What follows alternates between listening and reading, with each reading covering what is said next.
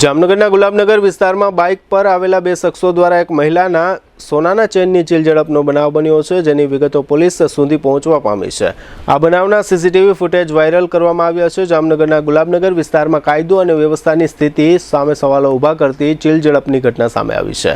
દયાનંદ સોસાયટીમાં રહેતા જયશ્રીબેન કિશોરભાઈ પરમાર ઘર નજીકથી પસાર થઈ રહ્યા હતા, ત્યારે અજાણ્યો શખ્સ તેમની નજર ચૂકવી ક્ષણવારમાં ગળામાંથી સોનાના ચેનની આંચકી ફરાર થઈ ગયો હતો। મહિલાએ બૂમાબૂમ કરતા આસપાસના લોકો દોડી આવ્યા હતા, પરંતુ તસ્કર ત્યાંથી નાસી છૂટવામાં સફળ રહ્યો હતો। આંચકી લેવાયેલી સોનાની ચેન આશરે 2 તોલાની હતી।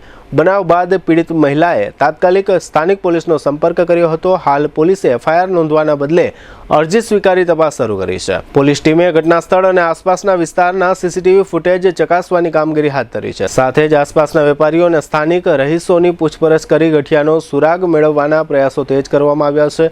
જાહેર વિસ્તારમાં બનેલી આ ચીલઝડપની ઘટનાથી ગુલાબનગરની મહિલાઓમાં અસુરક્ષાની લાગણી જોવા મળી રહી છે।